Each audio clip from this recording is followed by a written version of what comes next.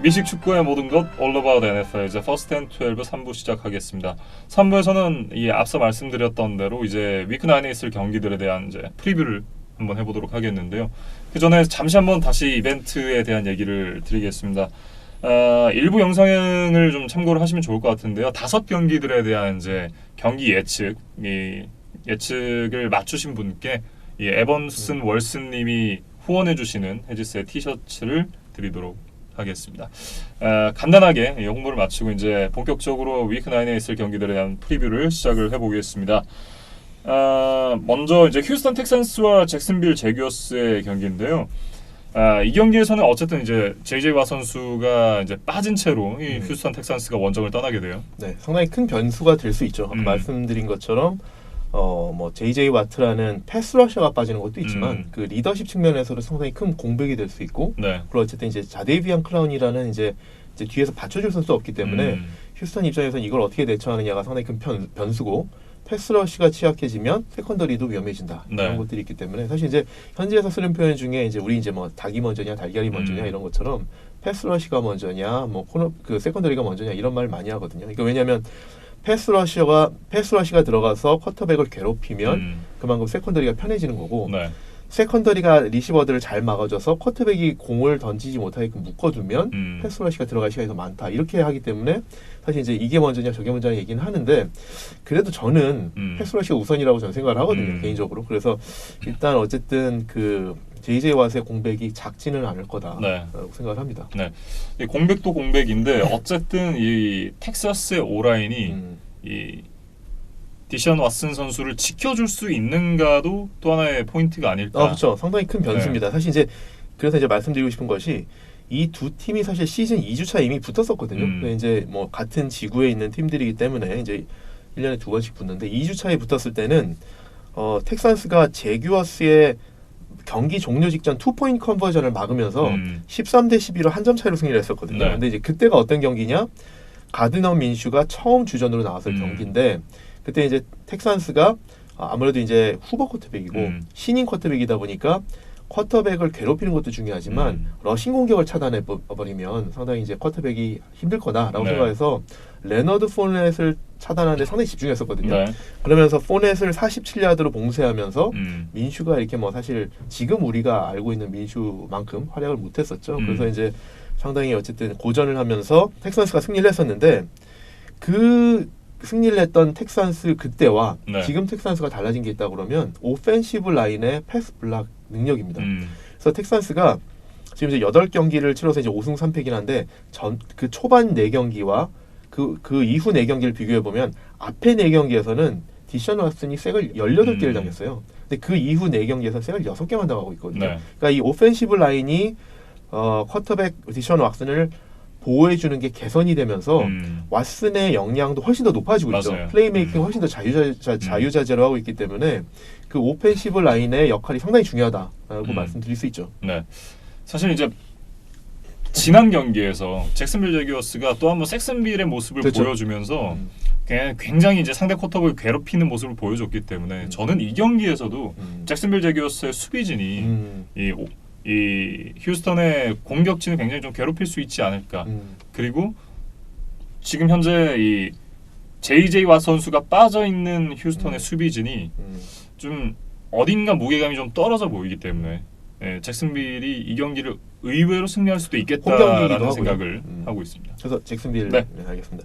저는 일단 뭐 말씀하신 것처럼 잭슨빌이 충분히 이제 잭슨빌의 모습을 보여준 포텐셜은 있죠. 그래서 이제 뭐 사실 몇 차례 이번 시즌에 보여줬고요.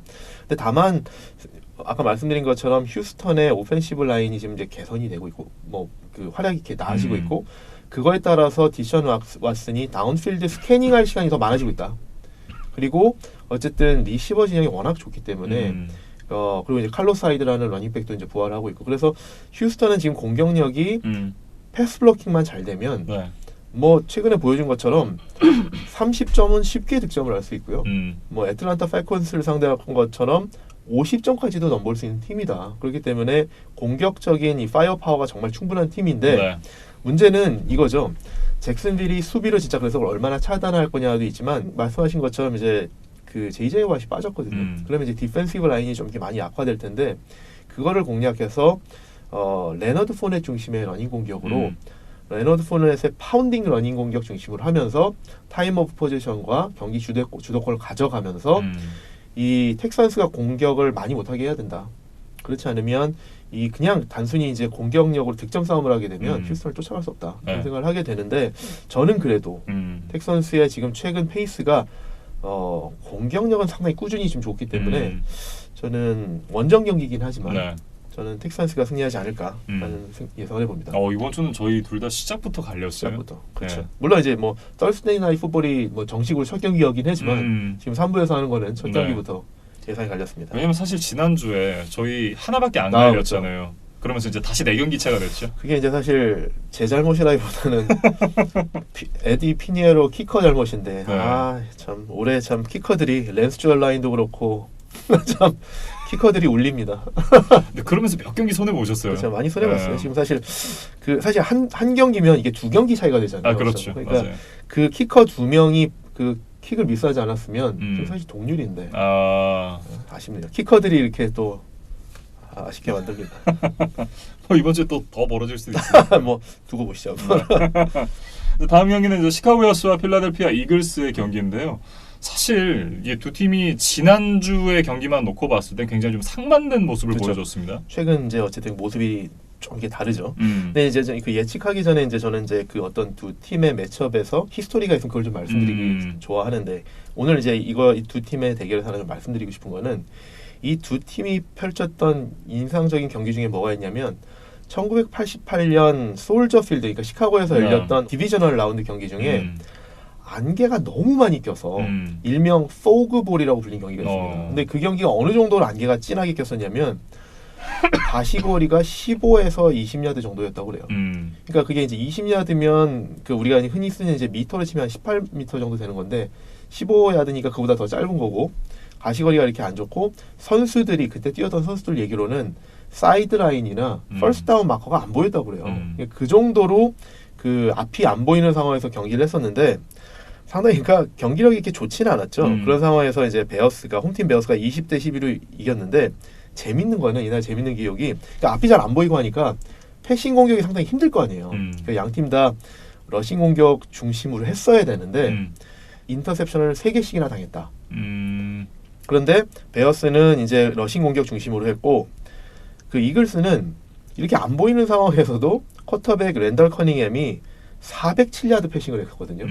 근데 이 안 보이는 상황에서 어떻게 407야드 패싱을 했지? 그래서 이제 기록을 좀 더 자세히 보면 이날 패스 성공률이 50%가 안 돼요. 그러면서 인터셉션이 3개가 됐다고 말씀드렸기 때문에 한번 이렇게 생각해 보면 이게 그냥 우리 편인지 남 편인지 모르고 난사한 게 아닌가.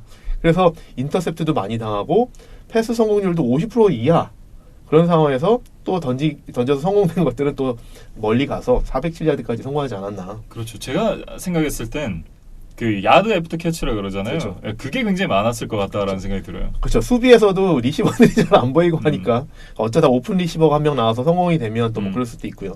근데 어쨌든 이게 그래서 NFL에서 선정한 역대 최악의 기후 조건상에서 펼쳐진 경기 3위로 뽑힐 정도로 상당히 좀 경기하기 힘든 상황에서 펼쳐진 경기였다. 근데 저는 이제 사실 저는 이 경기를 봤었거든요. 저는 그 말씀 중에 굉장히 궁금한 게 3위라면 1위가 뭐였을까가 1위는 이제 그 역대 그거죠. 이제 그 아이스볼이라고. 툰드라. 그렇죠. 프로즌 툰드라에서. 그렇죠.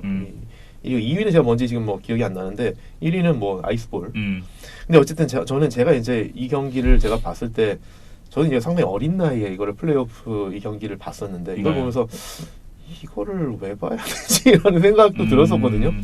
참 보기도 힘들고 뛰는 선수들도 상당히 힘들었을 텐데 근데 이건 인상이 되게 강하게 남아있습니다. 그래서 정말 경기를 보는데 현장에서도 가시거리가 15야드 이 정도라고 했으니까 TV로 보여지는 화면으로 볼 때는 정말 그냥 뿌였었거든요. 그래서 참 보기 힘들었던 경기였었는데 근데 어쨌든 그런 뭐 추억이 있는 그런 인연이 있는 팀들이다라고 좀 말씀을 드리고요. 이 팀들의 대결을 좀 일단 보면 아까 말씀하신 것처럼 베어스가 상당히 지금 안 좋다라고 말씀을 하셨는데 그 저희가 이제 뭐 여러 차례 말씀을 드리지만 공격이 안 좋으면 아무리 강한 수비라도 그 영향을 받는다라고 말씀을 드렸는데 그게 얼마나 영향이 미치는가를 좀 잠깐 좀 말씀을 드려보려고 그래요.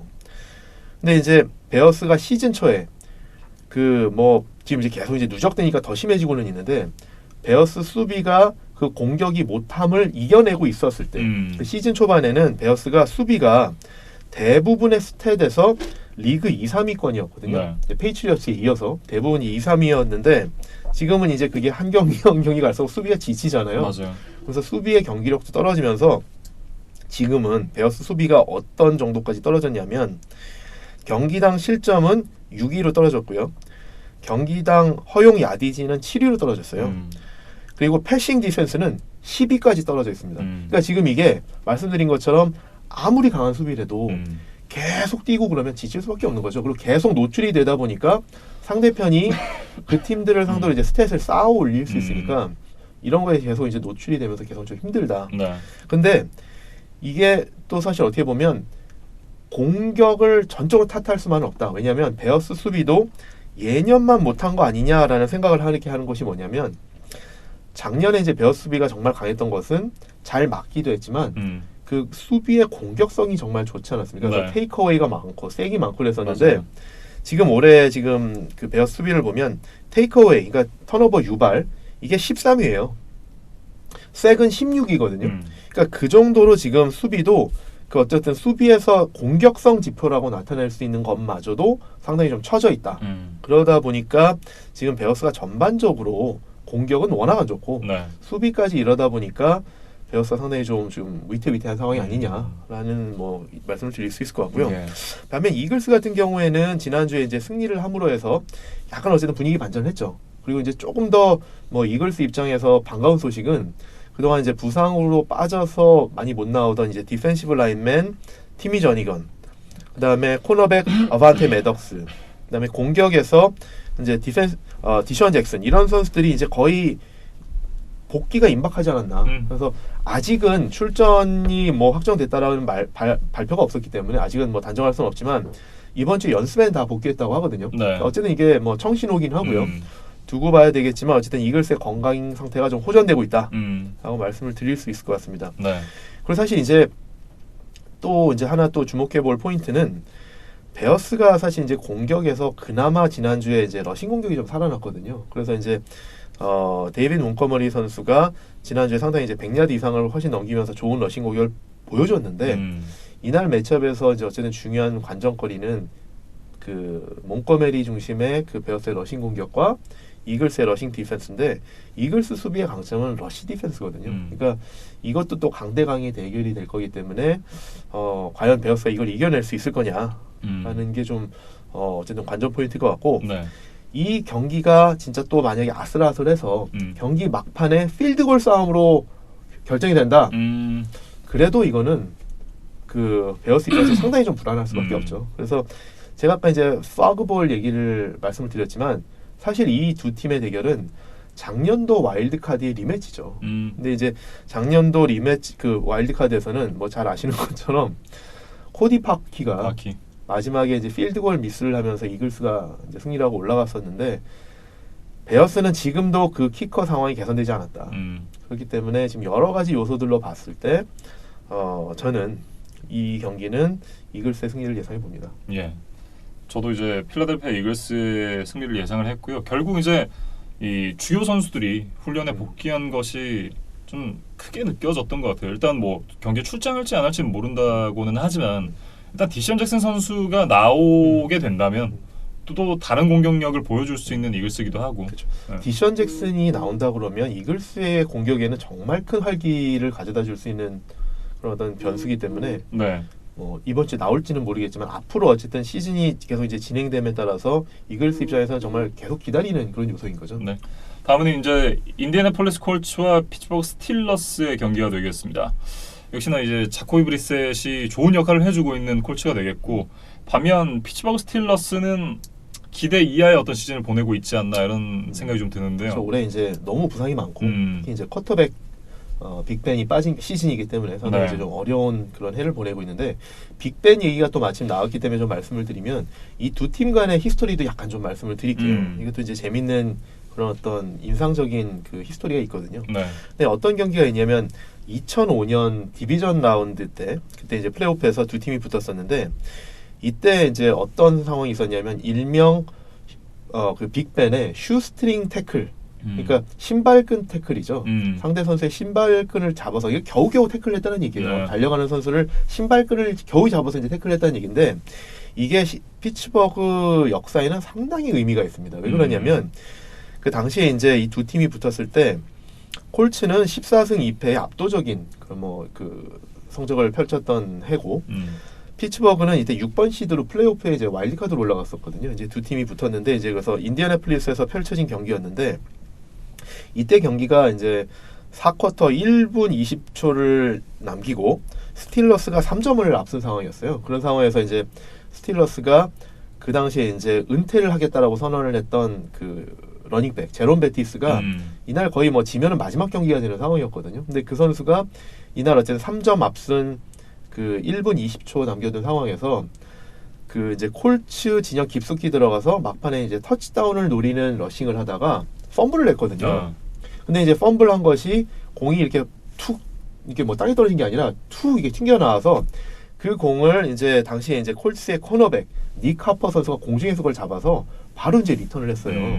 근데 이게 아까 말씀드린 것처럼 1분 20초 남았고 스틸러스가 3점 앞선 상황이었기 때문에 콜츠가 그 펌블을 잡아서 리턴 터치다운을 하면 역전 터치다운이 되는 상황이죠. 그리고 이제 시간이 얼마 안 남았기 때문에 그런데 그 상황에서 빅벤이 슈스트링 태클을 했거든요. 그래서 이제 진짜 그 인디애나폴리스 골라인 근처에서 펌블을 잡아서 이제 리턴하는 거를 빅벤이 쫓아가서 그 콜츠 44야드 정도에서 신발끈을 잡아서 겨우겨우 태클을 했거든요. 이런 신발끈. 그렇죠. 근데 이게 진짜 큰 그 변수가 됐던 것이 콜츠가 어쨌든 이제 1분여 남긴 상황에서 공을 잡았죠.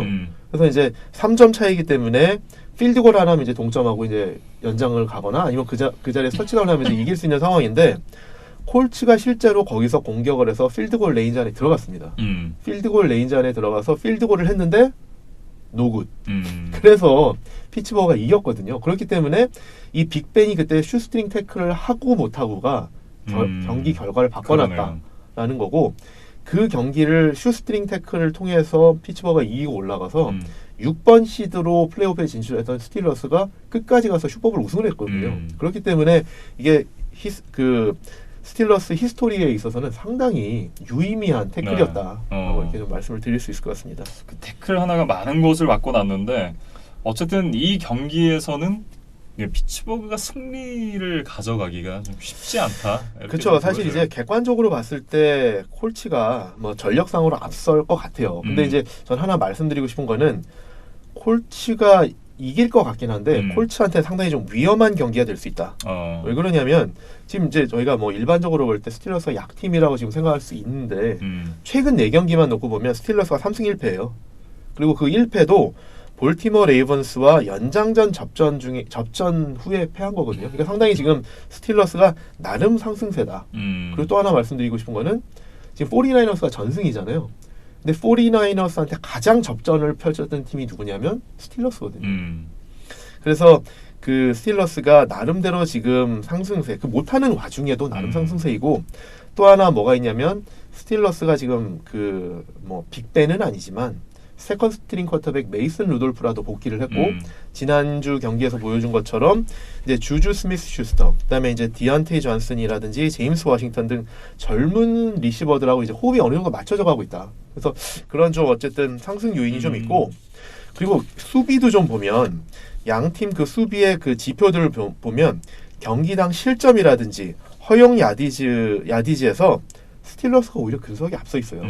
그래서 그런 면에서 봤을 때 그리고 또 하나는 이제 스틸러스가 테이크어웨이, 그러니까 그 턴오버 유발에서는 스틸러스가 지금 페이트리어스에 이어서 리그 2위거든요. 그러니까 이거는 여러 가지 요인들이 봤을 때 지금 스틸러스를 성적만 놓고 봤을 때는 무시할 수 있지만 잘못 봤다가 큰 코 다칠 수 있다. 그렇기 때문에 오히려 콜츠가 지금 방심할 수 없는 상황이고 지금 뭐 콜츠가 지금 3연승 중이긴 한데 그 콜츠도 지난주 브론코스와의 경기를 보면 상당히 답답한 경기를 펼쳤잖아요. 그래서 이제 그런 상황에서 섣불리 피츠버그를 얕보고 펼쳤다가는 큰 코 다칠 수 있다. 그렇기 때문에 사실 좀 조심해야 된다라는 말씀을 드리고 싶고요. 그렇지만 사실 저는 뭐 콜치가 승리할 거라고 예상을 하는데 그렇지만 쉽지 않을 수 있다라고 생각을 하고 콜치의 승리를 예상해 보겠습니다. 네. 저도 이제 콜치의 승리를 예상을 하는데 T.Y. 힐튼 선수가 어쨌든 결장을 하게 되는 상황이지만 그래도 현재 스틸러스보다는 조금 낫지 않나라는 생각을 하고 있고, 그러니까 인디애나폴리스 콜츠가 지난주에 어떤 부진했던 모습에서 뭔가 조금 다잡고 나오지 않을까라는 생각을 좀 하고 있습니다. 그리고 어쨌든 콜츠가 저는 승리할 거라고 예상한 또 이유 하나가 뭐냐면 아까 말씀드린 것처럼 스틸러스가 턴오버 유발을 상당히 많이 하거든요. 그래서 최근에 이제 4경기 중에 3승을 했었고 49ers 상대로도 이제 타이탄 승부를 할 수 있었던 것도 그날 49ers 턴오버가 많았다. 그게 이제 어쨌든 나중 끝까지 이제 어쨌든 승부를 알 수 없게 만드는 요인이었는데 콜츠는 실수가 많지 않은 팀입니다. 그래서 콜츠는 턴오버를 많이 하지 않기 때문에 아주 이제 근본적으로 봤을 때 좀 안정적인 그런 경기를 펼치는 팀이기 때문에 피츠버그가 턴오버 유발을 하기가 쉽지 않지 않을까. 그런 면에서 봤을 때도 위험하긴 하나 콜츠가 이길 것 같다라고 예측을 해보겠습니다. 네, 저희들 다 이제 인디애나폴리스 콜츠의 승리를 예상을 했고요. 다음 경기는 이제 뉴욕 제츠와 마이애미 돌핀스의 경기입니다. 이 경기에서 의외로 저희의 생각이 좀 갈릴 수도 있겠다라는 생각이 드는데, 그래서 제가 어떤 생각을 하지 좀 미리 좀 읽으신 것 같은 그런 생각인데 네. 일단 또 이 두 팀의 인연을 또 잠깐 또 좀 말씀을 먼저 좀 드리겠습니다.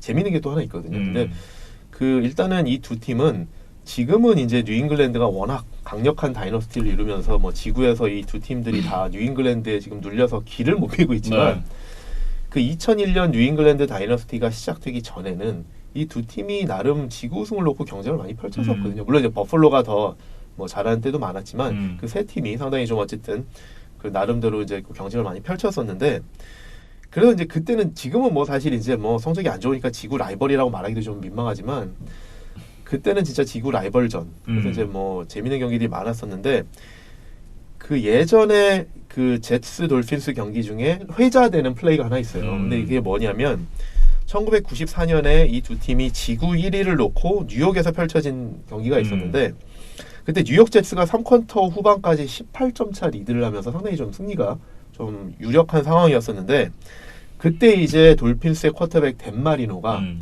막판에 엄청난 추격전을 펼치면서 이 경기를 막 쫓아왔거든요. 그러다가 이제 유명한 플레이가 하나가 있는데 특히 이게 이제 종료 38초를 남기고 24대 21로 제츠가 3점 앞선 상황. 그러니까 돌핀스가 18점 뒤짐 상황에서 3점 차까지 쫓아온 거죠. 네. 그러면서 이제 그 드라이브도 뉴욕 제츠 8라인까지 전진을 했거든요. 38점 남기고 그래서 막 전진하니까 계속 패스해서 이렇게 쫓아와가지고 이제 계속 막판에 뭐 노허들로 막 쫓아오잖아요. 근데 이제 그런 상황에서 뉴욕 제츠 8야드까지 전진을 하면서 댄마리노가 이제 또 서둘러서 공격을 하면서 팀원들한테 뭐라고 그러냐면 클락 이렇게 외쳤거든요. 이제 클락이라는 거는 이제 스파이크 하겠다. 그러니까 시간을 멈추기 위해서 8야드까지 전진하는 상황에서 다 빨리 모여라. 스파이크 하겠다.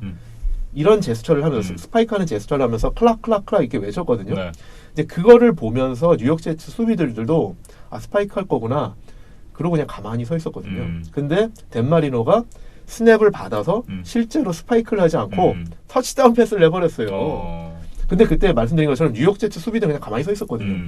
그러니까 가만히 서 있는 수비를 상대로 터치다운을 한 거죠. 그러니까 이게 어떻게 보면 댄마리노가 영리한 꾀를 부린 걸 수도 있고 뉴욕 제츠 수비수들이 너무 해이한 플레이를 한 거기도 하죠. 그래서 이게 일명 이제 뭐 댄마리노의 페이크 스파이크 플레이라고 불려서 상당히 회자가 많이 되는데 그 플레이를 통해서 마이애미 돌핀스가 역전승을 했거든요, 결국. 근데 그 후폭풍이 상당히 강합니다. 그 경기 후폭풍이. 왜냐면 그 경기 이후에 마이애미는 지구 우승을 했고요.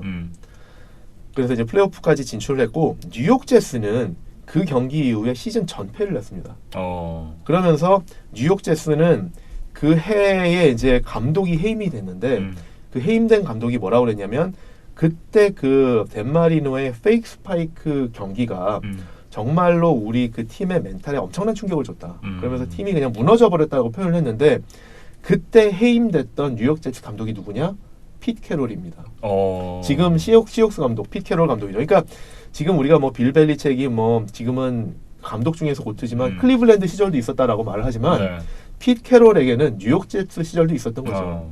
그리고 그때 아까 말씀드렸던 마이애미 돌핀스가 페이크 스파이크를 하면서 터치다운을 했다고 말씀드렸는데 그 마지막 터치다운을 받은 선수가 누구냐? 지금 볼티모어 레이번스 러닝백 마크 잉그램의 아버지 마크 잉그램 시니어입니다. 그래서 이렇게 그렇군요. 상당히 좀 재밌는 인연이 있다. 이게 좀 먼저 좀 스토리를 좀 먼저 말씀을 드리고 시작하겠습니다. 네, 사실 정말 약팀과 약팀 간의 매치잖아요. 그렇죠. 그래서 저는 그래도 뉴욕 제츠가 조금 낫지 않나라는 생각을 하고 있습니다. 저는 일단 김민준 아나운서의 예측이 여기서 맞았다라고 먼저 말씀드리고 싶은 게 갈릴 거라고 예상을 한 게 제가 마이애미를 뽑을 거라고 예상하셔서 그러신 거 아니에요? 네. 네, 그래서 그 예상은 일단 맞이었습니다. 그래서 저는 이런 생각이 듭니다. 아까 이제 뭐 사실 그 제가 예상을 조금 잘하거든요. 그래서 프리뷰 때 제가 4경기 앞서 있거든요. 리뷰 때도 제가 말씀을 드렸지만 지금 이게 마이애미의 승리가 조금씩 다가오고 있다 이런 느낌이 드는 거죠. 네. 그래서 워싱턴한테 이길 수 있었던 경기 1점 차로 패했고 버펄로에게 해프타임까지 앞섰던 경기 역전패했고 그리고 지난주 스틸러스 상대로는 14대 0까지 앞섰고 계속 어쨌든 팽팽한 경기를 펼치다가 패했는데 드디어 이제 타이밍이 왔다. 드디어 이제 이길 타이밍이 왔다. 그래서 언젠가 한 번은 이길 것 같은데 네. 저 계속 말씀드렸잖아요. 전패하진 않을 거다. 음. 그래서 언젠가 한 번은 이길 텐데 가장 좋은 타이밍이 이번 주 뉴욕 제츠와의 홈 경기 또 하나는 16주차 신시내티 벵글스와의 네. 경기 이 두 경기일 것 같은데 전 이번 주 경기가 그 타이밍이다. 저는 사실 아직은 아니다라고 생각을 하고 있고 승리를 한다고 하더라도 그리고 이건 개인적인 조금 이 바람도 좀 들어 있어요. 16주차의 재미를 위해서 아직 안 된다. 아직 안 된다. 좀 아껴두자. 이게 좀 마이애미 팬들한테 너무 잔인한 그런 희망인데 아니, 잔인한 게 아니라 왜냐면 마이애미는 탱킹을 다른 했잖아요. 다른 목표가 있으니까. 네. 오케이. 근데 그들만의 어떤 다른 목표가 있으니까. 그러니까 이게 있습니다. 그러니까 그 팬베이스는 또 생각이 다를 거고 그다음에 뭐 프런트 오피스는 탱킹을 기조로 할 수도 있지만 선수들은 그렇지 않거든요. 프로 선수들은 프로 선수로서의 자존심이 있고 네. 전패를 하면은 본인 그 레주메에 남는 거기 때문에 선수나 코칭 스텝은 탱킹을 바라지 않습니다. 그래서 네. 어쨌든 매 경기 최선을 다해서 뛸 거고요. 근데 그런 상황에서 경기력이 나아지면서 승리가 이제 가까워지고 있는데 이런 말씀을 좀 드려볼까 해요. 그러니까 캐니언 드레이크마저 저번 주 이제 트레이드가 됐잖아요. 그 이제 애리조나로 트레이드를 했는데 캐니언 드레이크가 빠져서 그 자리를 채우는 러닝백 마크 월튼 이 선수와 캐니언 드레이크의 차이가 이렇게 크지 않을 것 같다. 라는 생각이 들고 또 저는 이런 것 같아요. 마이애미의 이제 두 명의 그 주전 리시버 디반테 파커와 프레스턴 윌리엄스의 조합 그리고 이제 타이든드 마이크 게스키까지 전 이 조합이 나쁜 것 같지 않아요. 괜찮은 것 같아서 이 좋은 리시버들과 괜찮은 리시버들과 타이든드 조합을 이용해서 라이언 피츠패트릭이 괜찮은 활약을 할 것 같다. 그리고 어찌 보면 지금 최근에 정말 유령을 보면서 정말 헤매고 있는 샘 다놀드보다 피츠 매직이 나을 수도 있다. 그래서 저는 이 상황에서 지금 이제 딱 분위기가 연그렀다. 제츠가 안 좋은 타이밍, 지금 뭐 유령 보고 막 색 8개 당하고 그런 타이밍, 그러면서 마이애미는 계속 이제 승리에 다가가는 그런 상황에서 홈에서의 경기. 그래서 저는 이 마이애미의 그 업사이드 포텐셜, 뉴욕 제츠의 지금 다운사이드 포텐셜이 지금 일치하는 그 소위 말하는 그 이클립스인가요? 이클립스 시점이 왔다. 그래서 저는 이 경기는 마이애미 돌핀스의 승리를 시즌 첫 승을 한번 예상해 보겠습니다. 저는 사실 이 선수들의 어떤 그 역량에 대해서 말씀하셨는데 사실 하나하나 뜯어보면 제츠가 구성은 훨씬 낫잖아요. 그럼요. 네. 그리고 할로윈이 끝났다. 할로윈이 끝났기 때문에 이제 다놀드도 바닥을 치면 올라온다는 얘기가 있잖아요. 이제는 올라올 때가 되지 않았나. 이제 뭐 네. 지켜보시죠. 이렇게 두 번째 이제 저희의 예상이 알리게 됐습니다.